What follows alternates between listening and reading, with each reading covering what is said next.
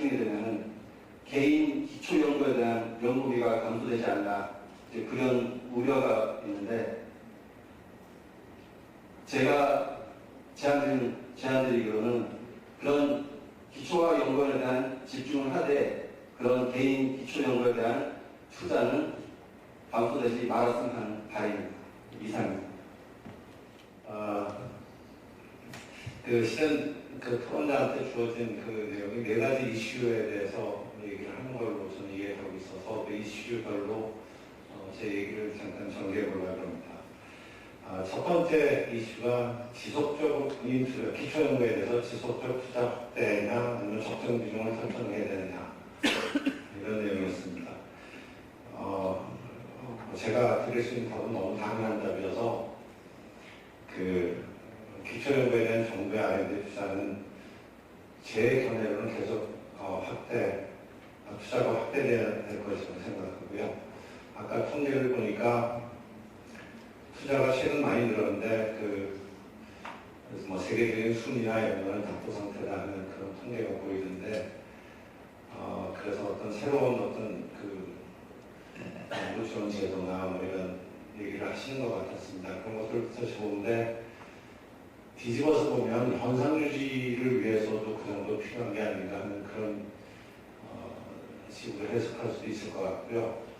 물론 최근에 늘어난 투자가 아마 어떤 순위의 변화나 발전으로 나타나기까지는 시간이 좀 걸릴 거라는 그런 생각도 해봅니다.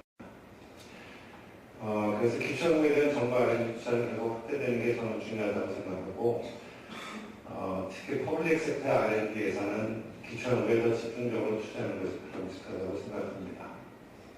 통계를 보니까 한국이 35% 정도인데 비해서 미국이 54%가 나타나 들고요.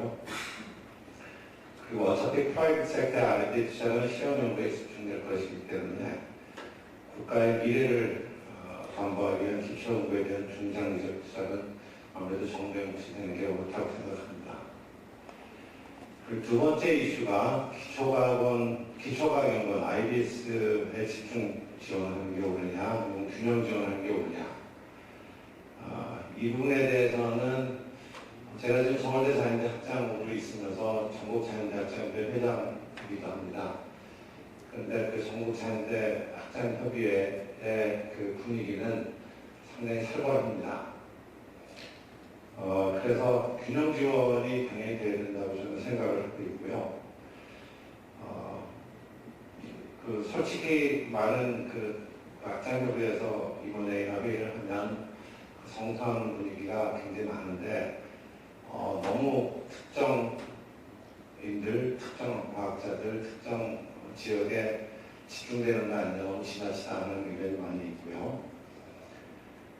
특히 IBS로 인해서 기존의 기초과학 예산이 바람직한 수준으로 증가하지 않거나 혹시 줄어든다면 그 불만이 아마 상당히 큰 파장을 일으킬 것으로 생각을 하고 있습니다. 그리고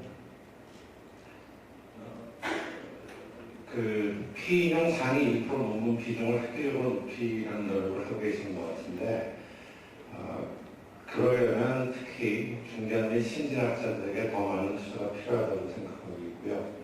이미 그 수준에 도달한 과학자들에게 천문학적인 연구비를 투입함으로써 잠재력을 지닌 중견 및 신진과학자를 지원하는 프로그램이 부실해지는 것은 있을 수 없는 일이라고 생각합니다. 세 번째 이슈가 산업계 기초연구 지원 확대이냐, 아니면 대학 중심으로 가야 하느냐, 기초연구 지원에 대한 얘기가.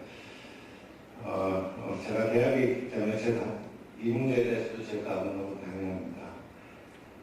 정부의 R&D 예산은 기초연구에 집중하고, 또 기초연구는 당연히 대학이 중심이 되어야 된다는 게 제 생각입니다. 특히 대학의 기초연구는 학문 부속사의 양성과 직결되어 있으면 관과해서는 안 될 것 같고요. 물론 산업계에도 기초연구에 대한 투자가 적정적으로 이루어지는 건 당연히 필요하다고 생각합니다. 그리고 네 번째 이슈는 창의 창조력 제고를 위한 평가 방법 개선에 대한 내용이었는데, 솔직히 이 부분에 대해서 저는 아이디어가 별로 없습니다. 솔직히 말씀드리면 연구비관이나 평가 공부를 통해서 연구자의 창의성이 제고될 수 있다는 생각이 저는 좀 불편합니다.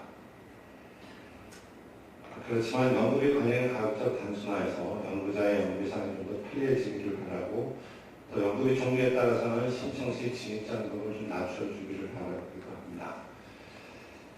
그리고 평가에 관해서는 제 개인적인 생각입니다만 평가는 전문화해야 되고 정확해야 된다고 생각합니다. 저희 우리나라에서 진행되고 있는 평가가 그렇게 정확하게 전문적으로 진행되고 있다고는 생각하지 않기 때문에 그런 부분이 먼저 돼야 된다고 생각합니다. 그리고 또 한 가지 그 평가와 관련해서 말씀드리고 싶은 것은 서로 다른 분야를 같은 카테고리에 넣어서 평가하는 그런 일은 정말 없었으면 좋겠습니다. 그리고 이 네 가지 이슈에 제가 한 가지 최근 생각하고 있는 거고 그래서 어떻게 하면 좋을지를 고민하고 있는 내용이 하나 있어서 한 가지 말씀드리고 싶은 게 있습니다.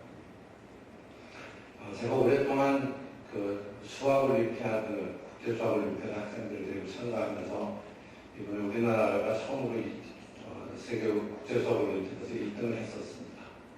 근데 수학뿐 아니라 다른 분야, 물리, 생물, 과학 이런 경우 굉장히 성적이 좋습니다. 근데 제가 별거 아니라고 생각하시는 분들이 있을 것 같아서 말씀드리면 최근에 필드상을 보면 필드상은 4년에 한 20명씩 줍니다. 4년마다 한 번씩. 그런데 지난번 받은 4명은 전부 다 국제수학올림피아드 출신들이었습니다. 그 전에는 2명, 그 전에는 3명.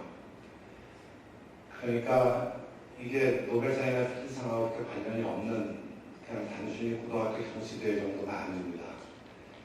그 학생이 탈 거냐 이런 것보다도 저는 이게 훨씬 더 중요한 일이라고 생각하고 있습니다. 그래서 저희 대학에서도 그런 트렌드를 바꿔보려는 노력을 시작을 해보려고 합니다. 우수한 학생들이 대학을 졸업하고 또 고등학교 졸업하고 외국 유명 대학으로 가서 학위를 해오는 물론 그런 학생들도 필요하겠지만 대부분의 우수한 학생들이 다 그런다는 게 굉장히 큰 문제라고 생각합니다. 그래서 우리 정부에서 좋은 그 과학기술 투자 정책을 수립해 주시기를 제안합니다. 이상 간단히 말씀드렸습니다. 감사합니다. 네, 대부분의 말씀들은 아마 기초에 몸담으신 분들의 말씀을 제가 경청해야 될 자리지만은 기업인의 관점에서 좀 다른 각도에서 조명해 보고자 합니다. 우리 과학기술이 창조 선도형으로 가야 된다. 그런 관점에서는 이제는 정부의 R&D 투자의 그 지표를 보면은 그 지표가 상당히 우리 국정 운영의 중심에서 R&D를 후원해 왔던 것은 사실입니다.